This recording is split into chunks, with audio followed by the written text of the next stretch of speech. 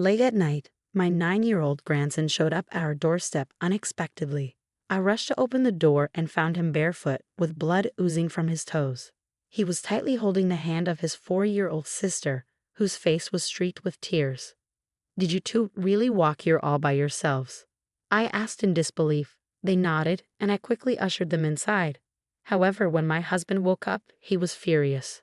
"Absolutely not," he yelled, his terrifying expression making the grandchildren burst into tears. I was bewildered. Surely they could have stayed for just one night. But then I couldn't believe what my husband did next. "My name is Margaret. I'm a 63-year-old homemaker living with my husband Patrick, who is 2 years older than me. He worked as a high school teacher until he retired at 60. We have 2 children who are married and independent. Our daughter Laura lives in a nearby apartment while our son Richard lives in the neighboring town. Richard's wife, Victoria, is stunningly beautiful, with translucent white skin and big eyes that make anyone falter under her gaze. She's an ideal daughter-in-law as long as she remains silent. However, she has a sharp tongue. Everyone wonders why a woman of my caliber would marry a man like him, she often boasts. Are you saying Richard isn't up to your standard? I once asked. Well, he works for a top-tier company and earns a decent income, but let's be honest, he's not that good-looking. But I'm not that picky, so he's lucky, I guess. I felt very angry hearing her speak ill of my son. Who does she think she is? I wanted to say something, but I held my tongue to avoid a confrontation. However, my husband couldn't remain silent. Richard sure married quite an impressive wife, didn't he? He remarked sarcastically. Victoria seemed unfazed and smirked dismissively. Richard, in response, could only manage a wry smile. Victoria is too good for me. Seeing this, I imagined my kind-hearted son must be facing some challenges in his marriage.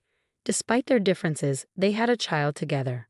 Daniel, our first grandchild, resembled his mother, with a remarkably beautiful face, yet inherited his father's kind personality, a perfect blend of both parents' best qualities. I always looked forward to Richard bringing Daniel over to our house. Victoria rarely visited, which might have been for the best. 5 years later, we welcomed a granddaughter, Emily. She was an adorable girl with fair skin, chubby cheeks, and round eyes. However, when I visited my son's home to celebrate her birth, Victoria disdainfully glared at the newborn.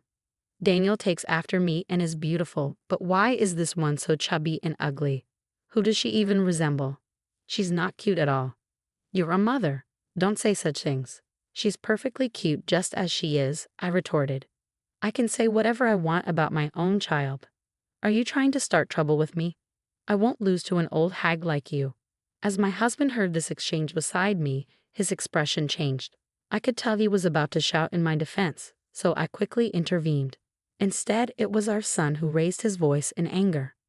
Victoria, enough. Mom and Dad came here to celebrate. There's a limit to how rude you can be.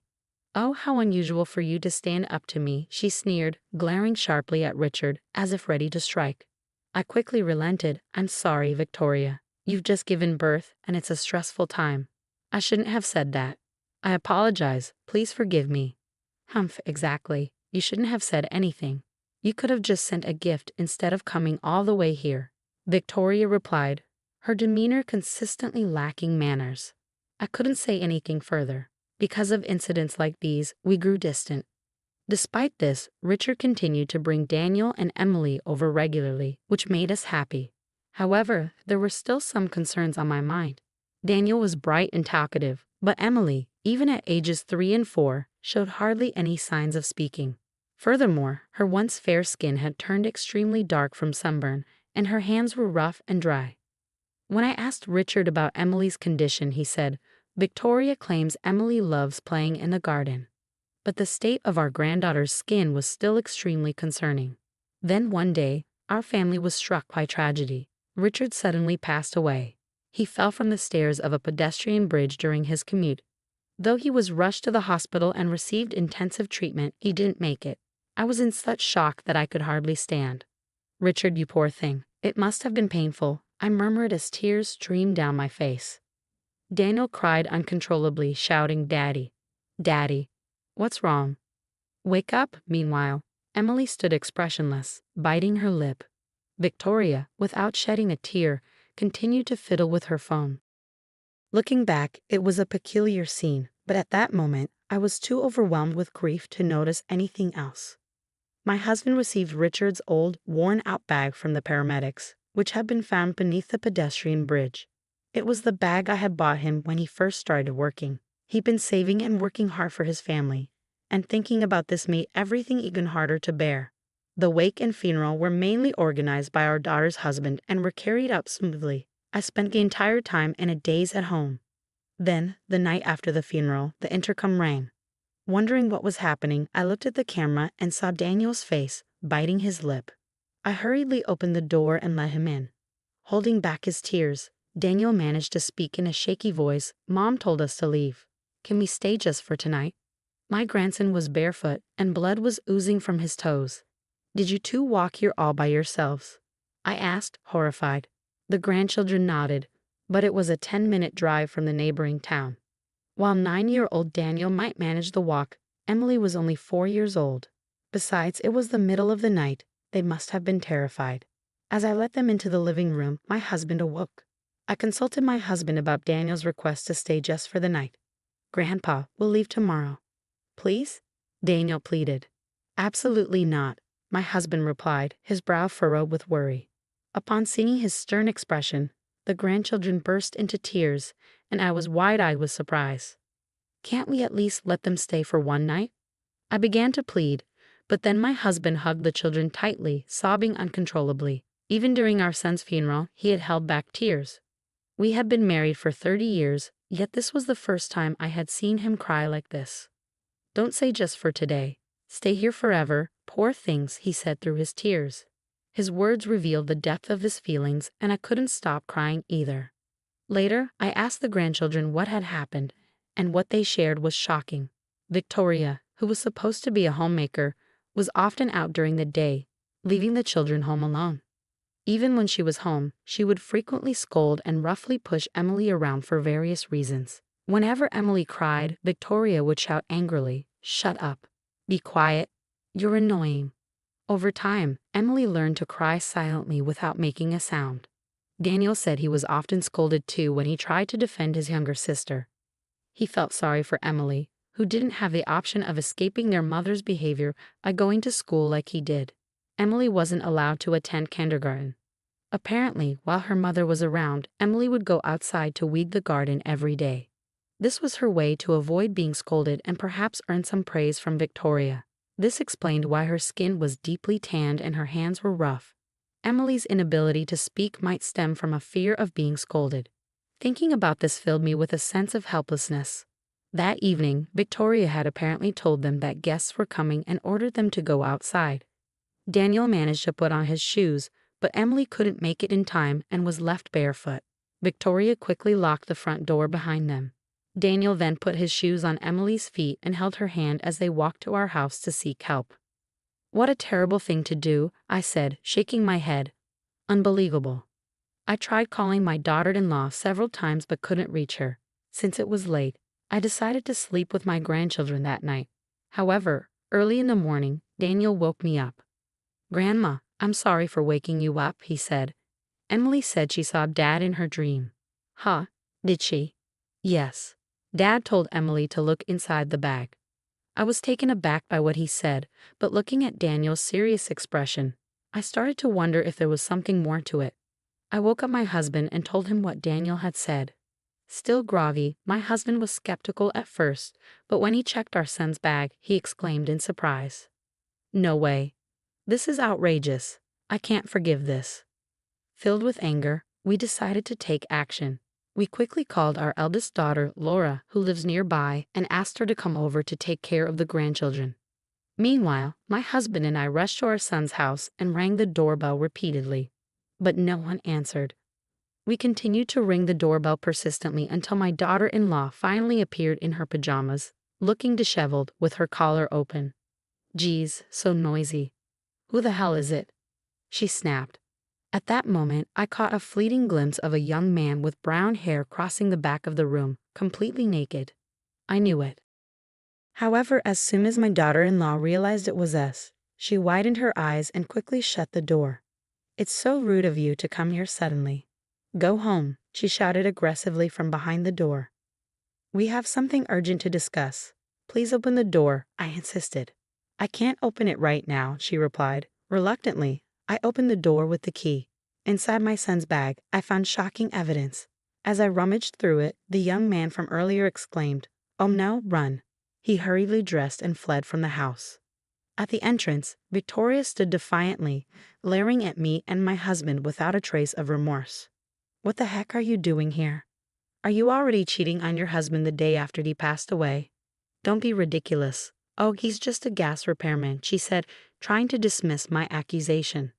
Huh, so gas repairmen these days work without clothes on. I replied sarcastically. Victoria noticed my sarcasm and clicked her tongue in annoyance. She may have a beautiful face, but her ugly character shows through in her expression. Richard is gone now, and I'm done with you both. You have no right to say anything. Just leave. At that moment, my husband, his face flushed red with anger, deliberately asked her, I can't see the grandchildren. Where are they? He pretended to search around the house. Victoria seemed momentarily at a loss for words, but quickly started shouting angrily at me. They went to a friend's house. What's wrong with that? Stop lying. Were you not worried when a 9-year-old and a 4-year-old were gone all night? Are you even a mother? Huh? How do you know about that? They walked all the way to our house late at night. As I told this to her, she looked puzzled and astonished, then shamelessly responded with a brazen attitude. Our daughter isn't cute at all. And the son I raised lovingly rebels against me. I don't need those brats. You can take them, but give me money. I want $100,000. It's not much, right? She truly was the worst kind of woman.